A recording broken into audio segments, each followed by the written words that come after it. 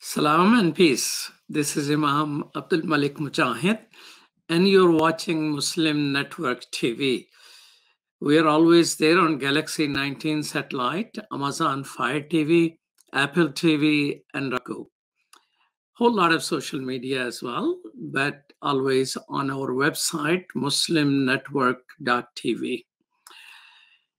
Despite Obamacare, which took care of a whole lot of people, 27 million adults in the United States still don't have any coverage. And tens of millions are undercovered, underinsured, that is. So who is filling that gap? Many of the faith communities sometimes rise up to start clinics, and so does the Muslim community. At least there are 70 clinics run by Muslims throughout North America.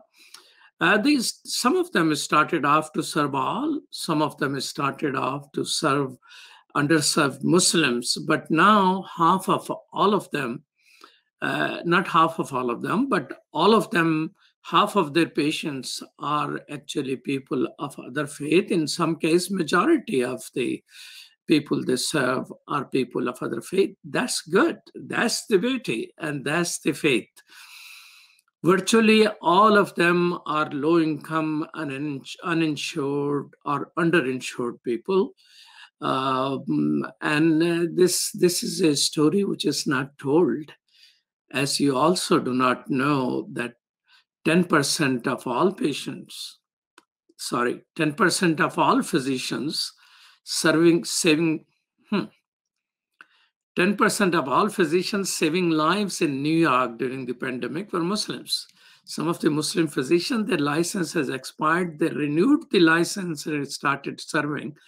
And some of them died while serving people like that.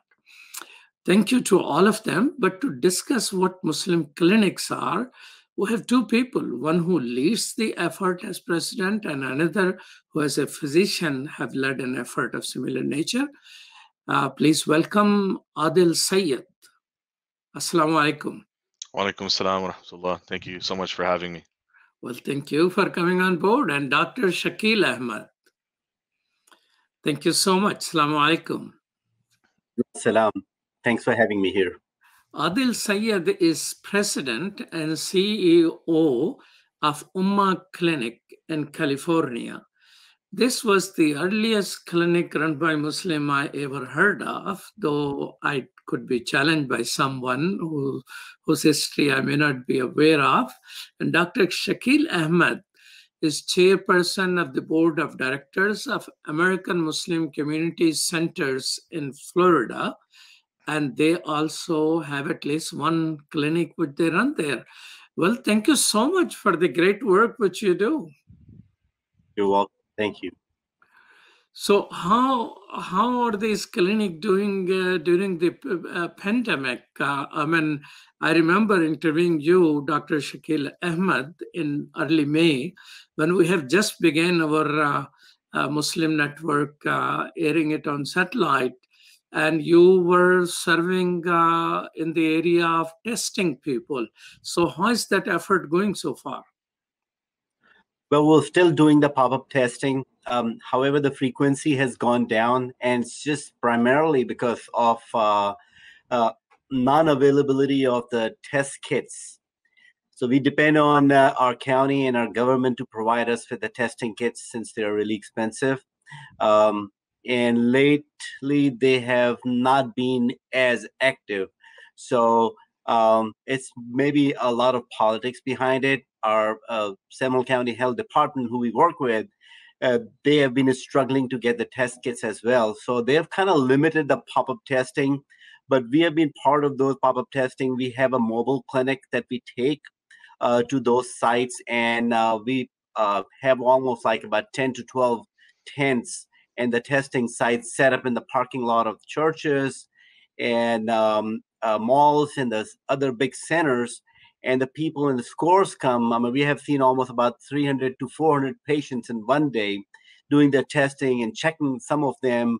We have been pretty active. And this mobile clinic that we have alhamdulillah, has a big sign of Muslims serving humanity. And so you must be stopped with that sign. You must be stopping some people who don't want to be tested by Muslims, because according to statistics, 1/3 of the people are afraid of seeing a mosque or anybody close. And in another study, I saw someone who was served by a Muslim clinic didn't tell their relatives that she was served by Muslims. Very interesting point that you mentioned. Very interesting that in the beginning, when we were trying to put the wrap on the truck, that was an ambulance that was donated to us by our county. They were trying to retire the truck. So I went there, I made a speech, and alhamdulillah, they donated it to us. So now we were thinking about putting a wrap, and we all just sat around and we said, well, what should we do? And most of our members were against putting a picture of a hijabi doctor on the truck. So we have a picture of a hijabi doctor and 2 other Muslim doctors on it. And people were like, you're going to be yelled at, honked at. Well, to my surprise, I drive that truck 50% of the time, taking it to from the masjid where it's parked to our remote testing sites or the clinic sites. And all what I get is thumbs up. It's so interesting. We have a stereotype in our mind, that thought process, okay, everybody is going to be hating Muslim. That's not true. It's only a handful of people. And, those handful, we can change the narrative by providing the service, and they will change their mind. We had few patients who came to our clinic. They were kind of reluctant to come to a Muslim clinic or to be seen by a Muslim doctor or to be, received by a Muslim receptionist with a hijab on. And by the time they left, they just left a very good, nice, positive comments. And some of them had tears in their eyes. I could not be seen by anywhere, but you guys are doing a great service. You provided the free care, which I couldn't get anywhere. And we have a dental clinic too that we have established, started one chair. Let's talk about dental clinic a little later, but tell me, I'm concerned that in May you have a slightly better supply of test kits than now. I thought in 4 or 5 months the supply should have been better. What is the situation in your clinic, Adil Sayed? Yes, absolutely. I think test kits, as Dr. Ahmed alluded to, were originally coming from the county. The county departments of public health were really the ones in charge of disseminating test kits. Over some time now, we have direct contracts with many major labs in the area, so we have ramped up testing, and the county is also offering more testing. The testing is more available here, at least in Los Angeles, in the Los Angeles County area. Patients are coming in. I think you understand that serving in underserved Black and Brown communities such as South Central Los Angeles, where Ummah is situated, the effects of COVID are far more disparate in its impact, that the community is impacted more. And we've saw from COVID that some of the health disparities that have existed previously are just exacerbated in the community that we serve. And that included access to testing, right? We see celebrities and athletes are getting tested, whenever they need or whenever they want to think about it. Yet, access to testing in the inner cities is still few and far between. I think it is getting better, but I think it continues to showcase the inequities in healthcare that we have long understood, and many folks like Dr. Ahmed and others serving and community clinics have understood for generations. So you have better supply of test kits as compared to in Florida. I'm surprised President is from Florida, and I thought he has good connection with the governor there, but you have short on that. How is the situation of protective gear? Do both of your clinics have proper level of PPPs? Yeah, early on for us, I think securing PPE was extremely important. We're part of other clinic consortia in Los Angeles County, and the resources to get many foundations were stepping up to the plate and helping with donating PPE as well. Our staff are out there testing in our parking lot. We're not doing testing actually inside the clinic. we have a separate tent set up outside in our clinic locations to mitigate the risk for patients who may be coming in with symptoms and testing them outside. And those staff members are fully protected in PPE equipment, as well as, visits, right? I think how we practice medicine has also changed. I think that Dr. Ahmed can allude to as well. For community clinics such as Ummah, up until COVID, we were not able to do telehealth visits, or everything had to be face-to-face. And so we switched almost on a dime. In 6 days, we had to get our telehealth equipment ready to go, train our staff members, and then more importantly, get our patients accustomed to the telehealth experience. It's very different from seeing your physician over the camera and them trying to diagnose you and following up. So that's been a very interesting area. And so the use of PPE equipment has definitely been rationed, and we're trying to use it as sparingly, but when necessary as possible, because we don't know how long this pandemic will last and where we are with the vaccine. So that's where our situation is. How is PPE is easily accessible, Dr. Shakil, to your area? Yes, the PPEs are not a problem. In the beginning, like Brother Adil was saying, we had some difficulty in the first few weeks, but then we teamed up with our Seminole County Health Department, and they provided us with the gear, with the respirator mask. So we were okay. It's been a little challenge wearing those PPE in 110-degree temperature outside. That's another story. But alhamdulillah, we had no problem with the PPE. We had a little getting short on the testing kits as of late, but otherwise we've been doing okay from the testing standpoint.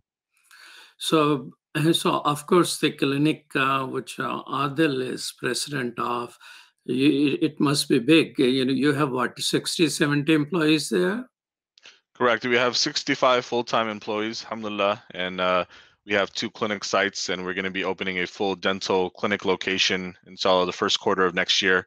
I think to a point that Dr. Ahmed was saying earlier, some people, they walk by our clinic signs and they see, Ummah Clinic, healthcare for all inspired by Islam, and they say, I've never interacted with a Muslim, and this is my first time interacting with Muslims when they walk into the clinic.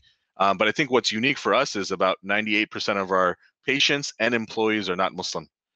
We are not specifically serving the Muslim community, although we welcome all patients, even if they are Muslim. But more importantly, we're so happy, and I can share testimonials with you with staff members who are not Muslim, who are proud to be working for a Muslim organization because of the type of treatment they receive, the type of gratitude that patients give, that donors give, that other community stakeholders give. So it's really been a unique situation to observe, I guess, from afar, and those dynamics and how they play out. So what percentage of patients you say are people of other faith? So about 99% of our patients are people of other faith communities. And how much of his staff is of other communities? About 99% as well. Very few Muslim on staff. I mean, our board, the Ummah Clinic was founded by a group of students back in the early 1990s after the civil unrest and the riots.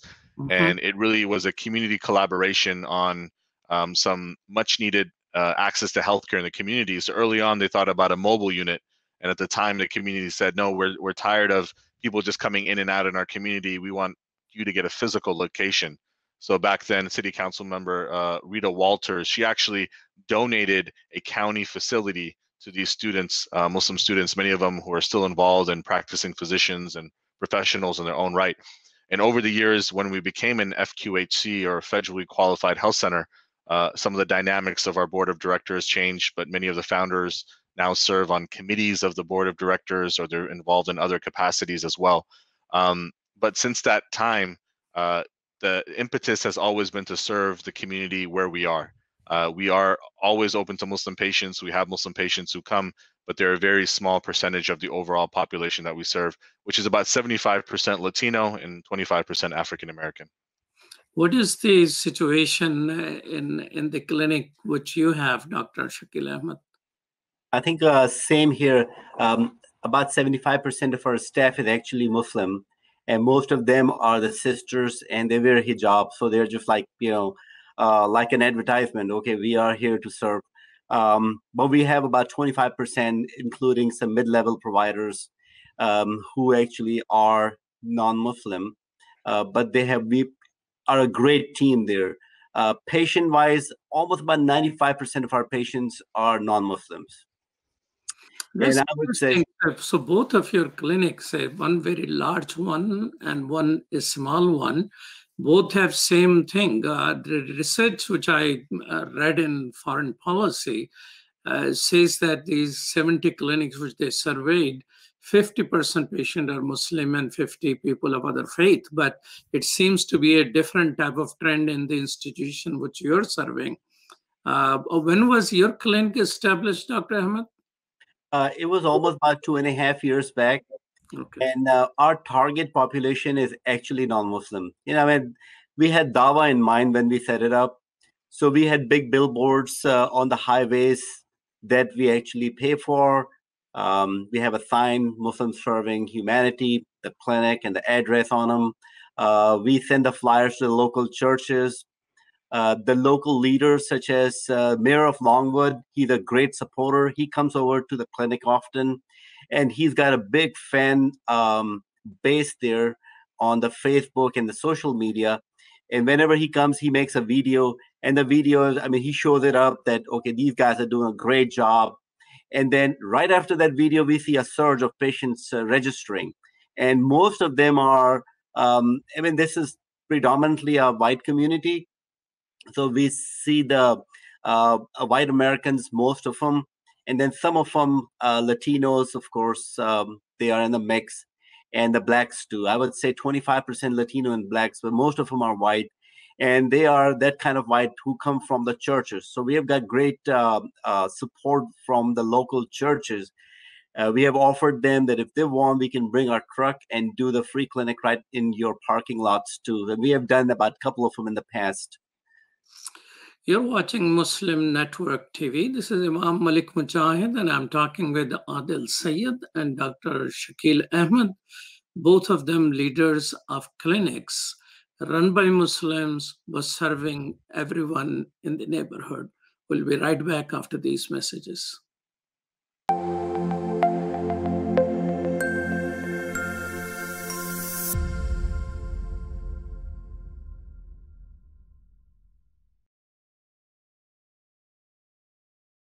My wife, she's a professor at the University of Cincinnati, who's Catholic, and by her watching and listening to our 3-year-old son watch Adam's World, she ended up taking Kalima Shahada. She embraced Islam because she learned so much about Islam and the other prophets. It really affected our life in a great way, and because of Sound Vision and Adam's World, we're Muslims. I took my Shahada 15 years ago, and I actually am from a rural part of Ohio. And so I found the catalog for Sound Vision, and I ordered the tapes and the CDs and the books, and I used those, and especially for my little daughter, that's how we basically learned our Islam, and Islam entered our hearts through the wonderful works of Sound Vision. Okay, assalamu alaikum, brother. I just want you to know that I love the Sound Vision website, that a lot of times when I'm looking for information, especially as it relates to homelessness, domestic violence, and women issues, I go to that website, and then I see what you've written, and then I copy and paste it and spread the word, because the wisdom is there. So I can't do any better than what Sound Vision has already done. Sound Vision is our survival guide. It is the organization that provides skills for Muslims how to survive and thrive in this community here in the U.S. Assalamu alaikum, my name is Anam, I'm in 11th grade, and I grew up with Adam's World, and what it taught me was unity, respect, and love for the Muslim Ummah.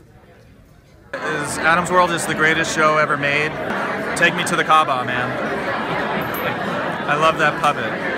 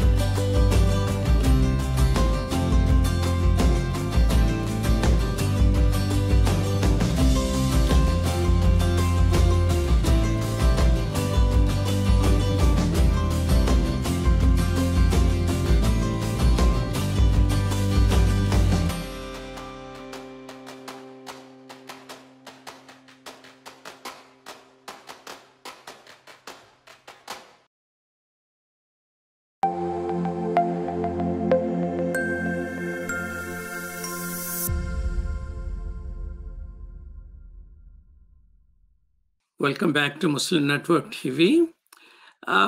Before the break, we were talking about the number of patients which you are serving.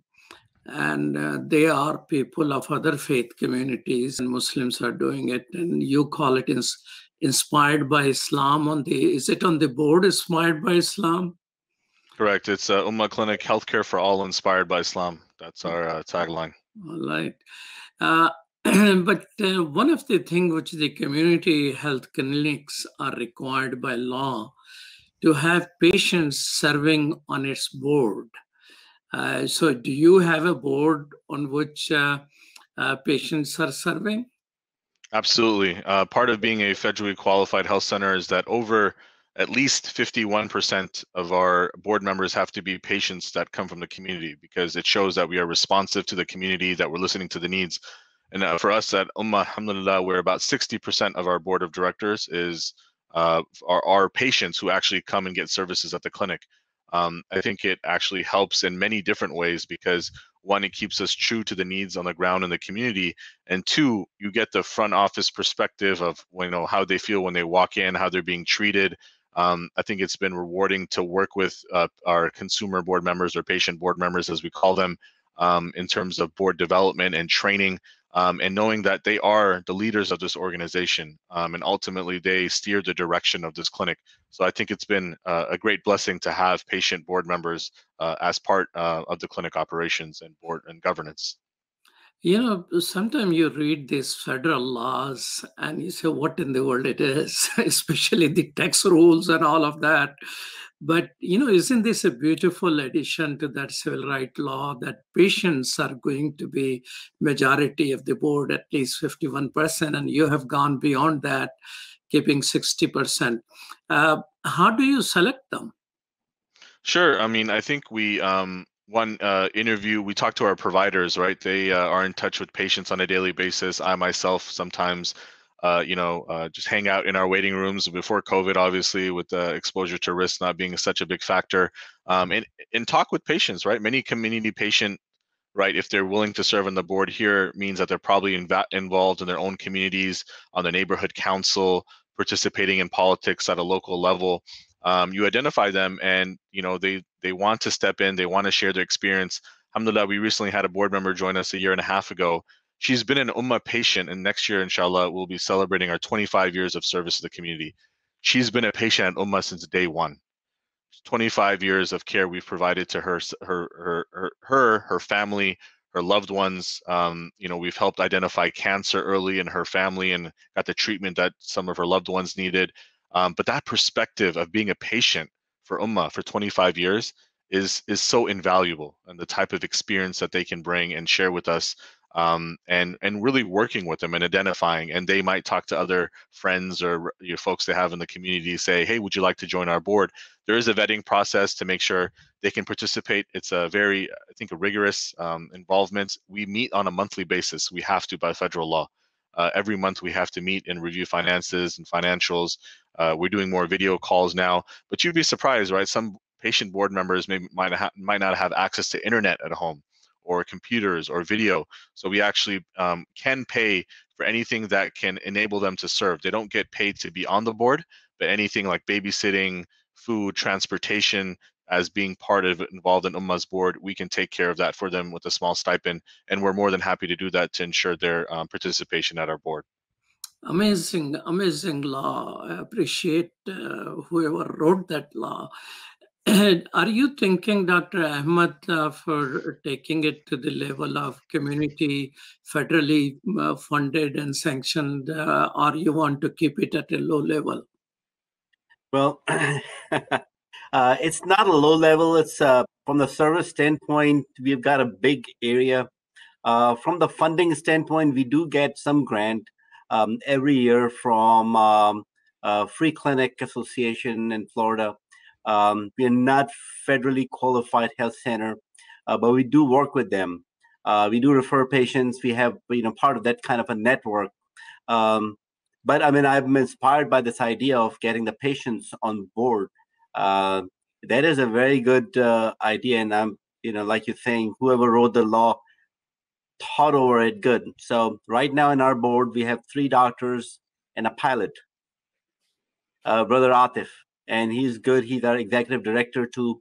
But I think there is something which we can think of and include some patients of our clinic in the board and in the decision-making process down the road.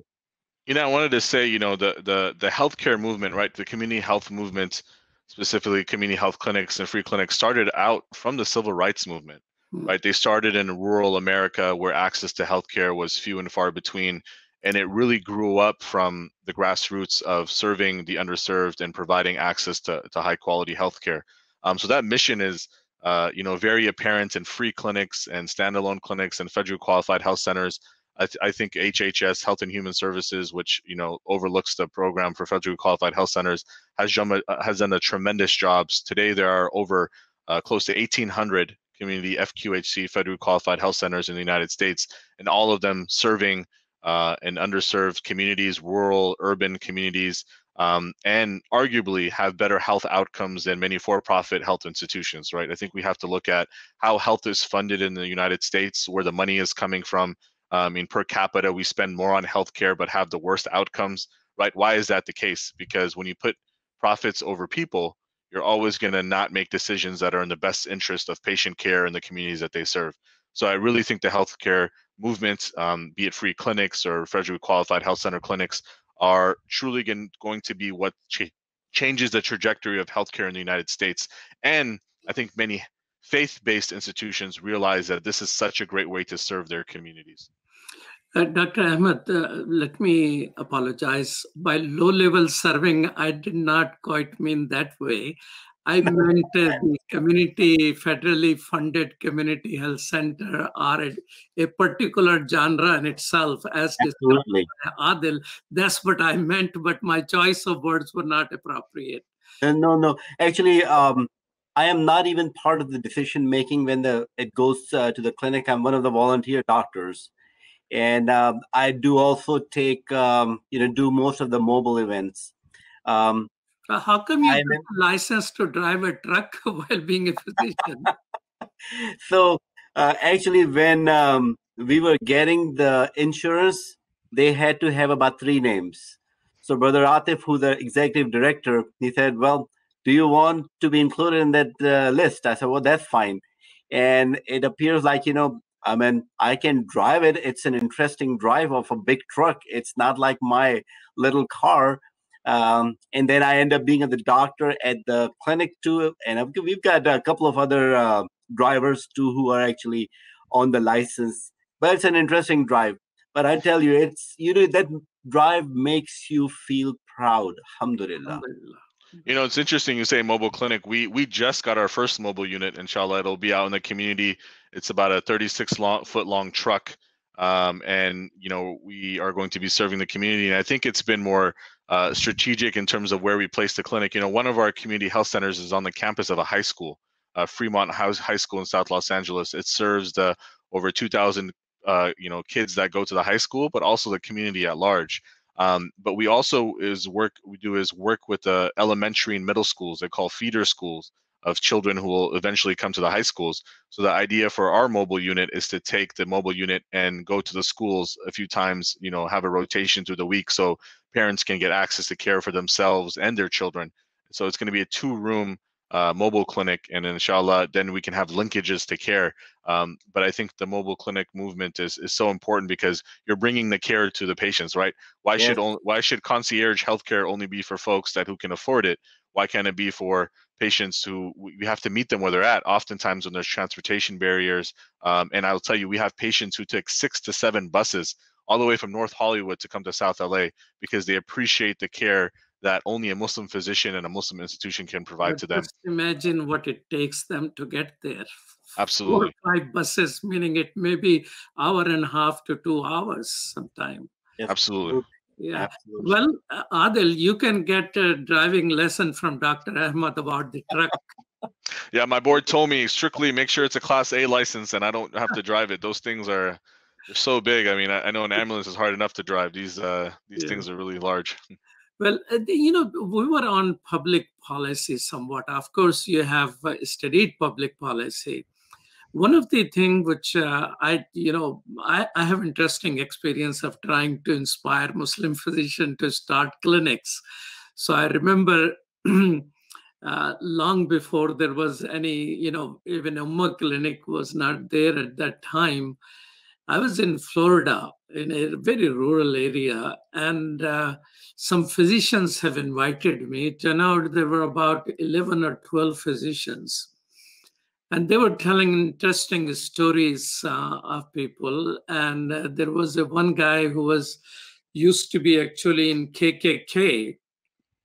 And when he has heart attack, was taken to a hospital, and physician was a Muslim. He said, I don't want to be treated by this rughead. And of course, he couldn't touch him, but he was the only one. Finally, his wife convinced him and he behaved. So him and 12 Muslim physicians, I was encouraging them to start a clinic.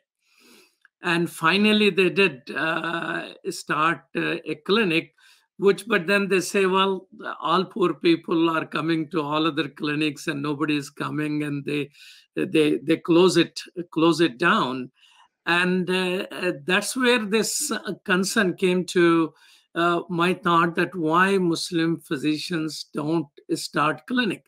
But at the same time, I also had this thing, there are so many Muslim physicians, why they do not have any impact on the public policy which deals with healthcare business. I mean, as you heard me, it's still a majority, 24 million or higher number of people do not have, 27 million people still are not covered by Obamacare or any other particular system. So while both of you are engaged in healthcare system, one on the voluntary basis, not funded by the government, and Ummah clinic funded by the government, how Muslim physicians or Muslim professionals in healthcare business are trying to influence public policy when it comes to healthcare? Sorry for long-winded question, but I'm interested not only serving, because altogether you can serve a certain number of people. I know the community healthcare systems in America probably takes care of more than 25% of all patients in this country, but there's much more need, and the debate is there. And tonight there's going to be a debate of vice presidential candidate. Probably this topic will come up. So who are the Muslims taking interest in this field of healthcare? Sure, maybe I'll start. I think, look, I mean, there's no doubt that Muslim physicians, by and large, are one of the most, I think, serving individuals in the United States. I think we saw reports after what happened in New York with the response to COVID, in terms of Muslim physicians giving back, as you had stated earlier, Imam Mujahid, about Muslim physicians serving after COVID in New York. And I think just selflessly serving. My father is also a practicing physician. Many of the values and ideas about medicine that I have when I didn't even know about healthcare policy came from understanding he saw patients for free in his clinic, right? He saw people at the masjid who didn't have insurance, who needed some medication or just needed to be seen by someone. He would take them in. He would take in other patients, and I would just hear about it. And I said, why can't they just have insurance like everyone else? And then obviously, as I understood the system as it is, we understand there has to be systemic change in the healthcare institutions that we serve. I think, as you alluded to, almost 1 in 12 Americans gets their healthcare at a community health center in the United States. 1 in 12, meaning that by and large, there are so many at the fringes who will not have access to healthcare, right? The ER rooms are flooded, the urgent cares are flooded. And what are we doing to ensure that they have long-term care for many chronic conditions and other care? Public policy building starts from the grassroots, right? The experiences that Muslim physicians have, that healthcare professionals have.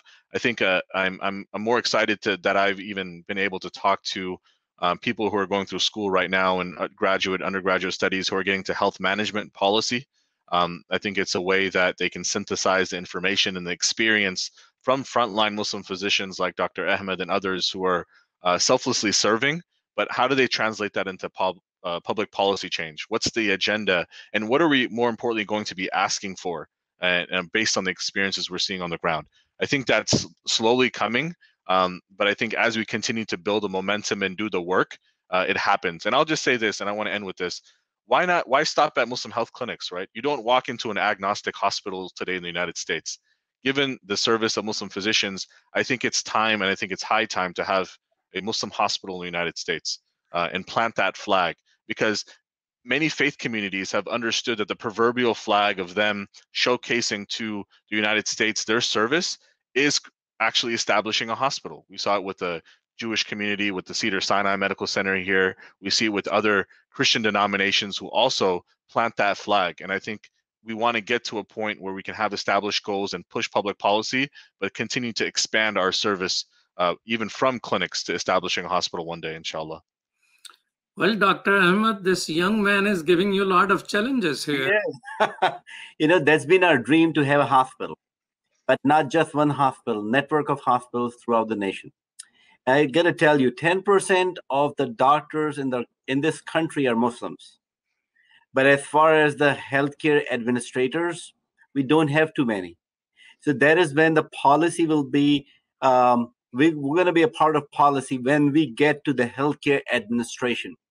Not just from the free clinic platform, from our, whatever business we are doing, healthcare business that we are part of. Either we are employed or have our own practice or part of a big practice, or even employed by the hospital. That is going to be changed when we will up our game. So I think it's not time that just, we look for ourselves, for our family, for our job. I think we have to look at the bigger picture. We have to be in this country. Our children will be in this country, and they're not going anywhere. So to become the part of the mainstream and become part of a bigger picture, I think we have to start making plans now. We did have a plan of expanding our clinic, but then, there are challenges. You don't, the Muslim doctors, although we've got, quite a few, all of them are not available to be a part of the free clinic system, for example. So that is when you have to kind of look around. You have to hire people. You have to get the mid-levels, to excite them to be a part of it. And, in their own capacity, they're very influential in the hospital committees and the management, wherever they are. They've got really sound ideas. But to translate that ideas into the public service, such as at the free clinics, it's a challenge, but we'll overcome it, inshallah. It's, one step at a time, slowly coming. You're watching Muslim Network TV. You always will find interesting conversation here, which you don't find on the television. We'll be right back after these messages.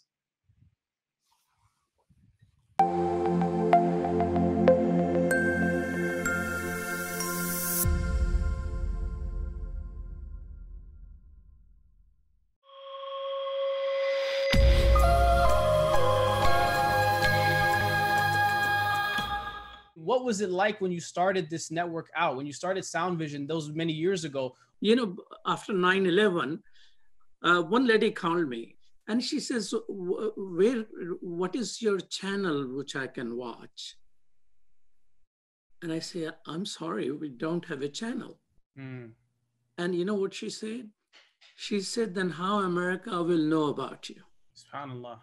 Anything you want to say to the people who are watching? We had one sister who messaged that she grew up on Sound Vision. What do you say to the people who have been long supporters? Thank you. Thank you. It is because of you we are able to do all of that. So the generation of Adam's world, you need to take it over for the next generation. And that's my invitation to you. So keep telling everybody where to watch. They can watch it on Galaxy 19 satellite, Amazon Fire TV, Apple TV, or easy thing, muslimnetwork.tv, or our YouTube channel, or our Facebook channel. And with your help, inshallah, ladies, the one who called me, what channel should I watch Muslims on? Answer is here and now.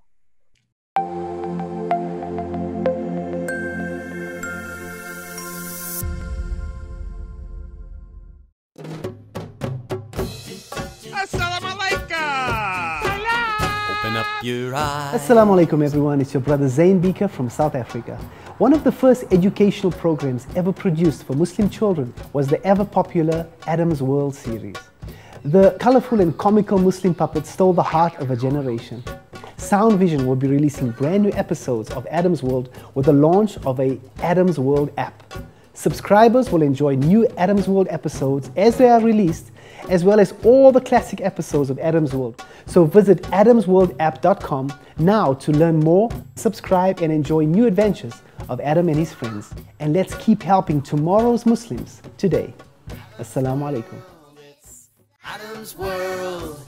Believe me, there's a lot to see. Bismillah. Let's explore.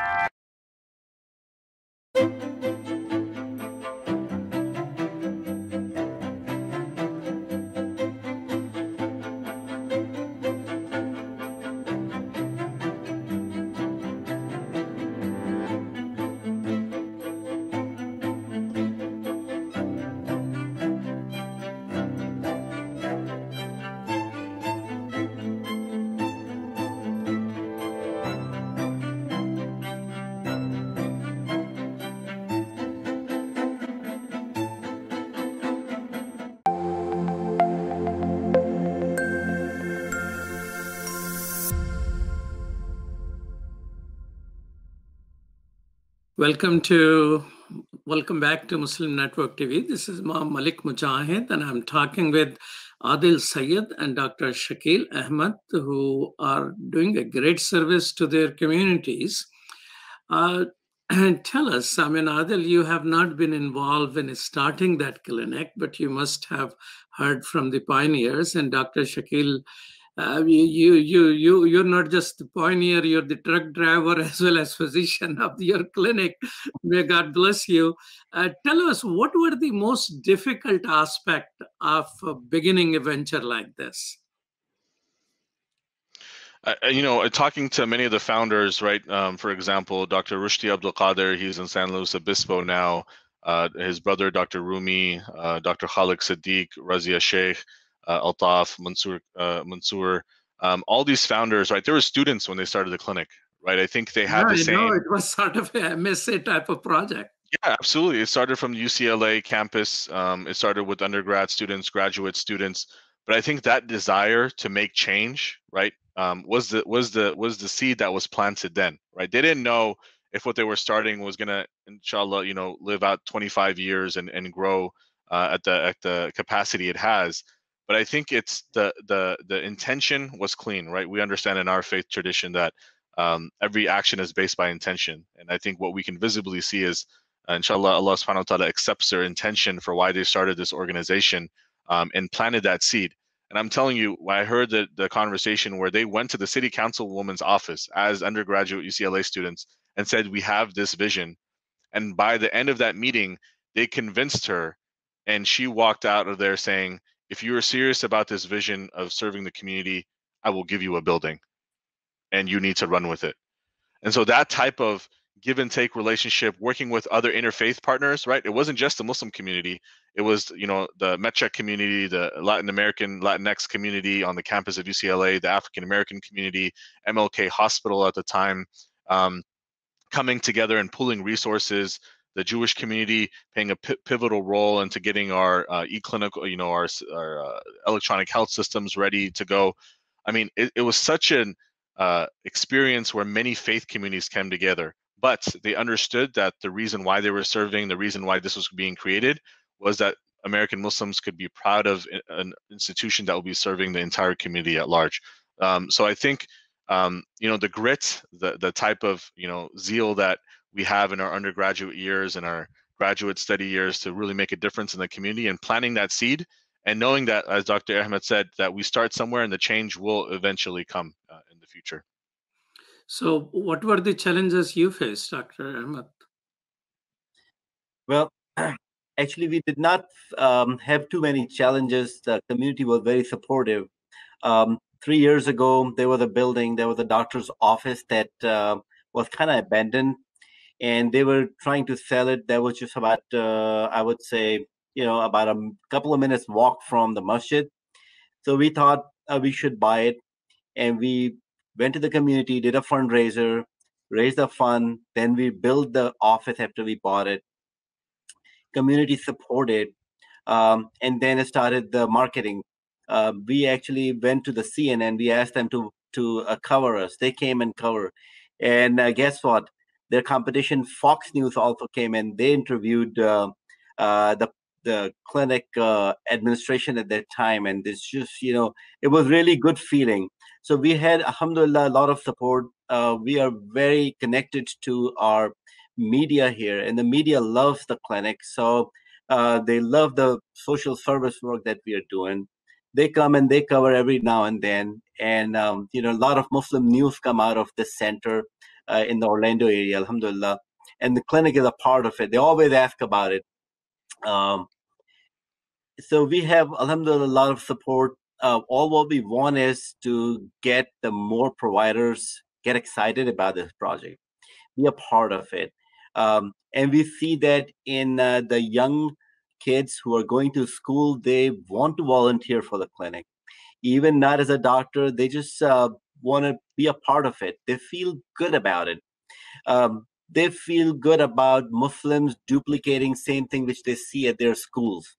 They go out and do a lot of free community work, and we tell them, hey, come and work, do some volunteer work for us, and we're going to give you hours.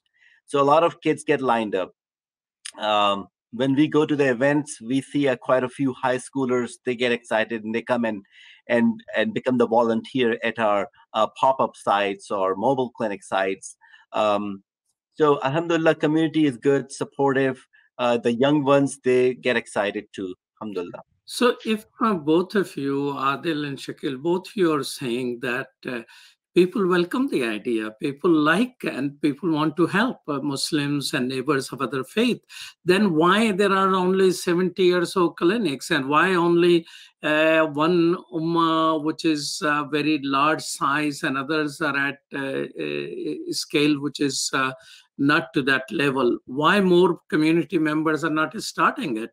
Are we not realizing it's our duty to serve our communities? I mean, God Almighty is very clear in the Quran, when it says in chapter Al-Ma'un that a person who lies about the faith or denies the faith is the person who doesn't take care of poor, hungry, and needy. And second thing God says is that he also doesn't care for worshiping God Almighty. So why our teachings, which are so great, are not translating more of these type of services?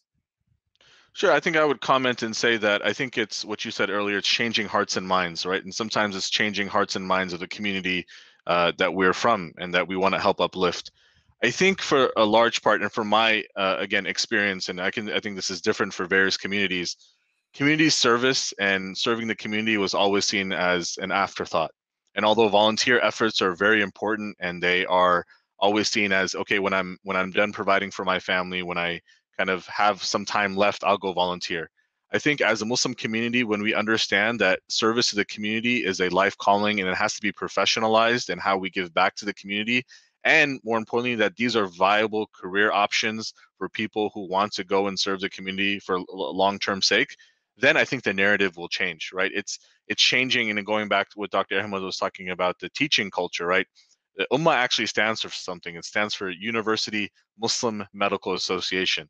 And the U in university was because we were always a teaching institution. We had students coming in, Muslim medical students, Muslim residents early on as well, even folks of other faith communities as well, who understand the quality of care that we are providing and that they can learn from is something that will transcend their own practice of medicine in the years to come. So I think those two reasons. One, we have to change the hearts and minds of our community to see service and providing service to the community as not just a volunteer-run effort, although volunteers are very important. That's how we started as an institution. But if they want to graduate and take the next step, how do we professionalize and support institutions to raise the bar of what it means to provide quality service and quality direct service in the community? So I think those are my perspectives on how we can get there, inshallah. So tell me this. Is it? Is there a document? I mean, this may be a very silly question. Forgive my naivete. Is there a document which says that, okay, so do you want to start a free clinic? 1, 2, 3, 10 steps to do it. If you need more information, call this number. Is it possible for any one of you to develop a document like that, unless it already exists?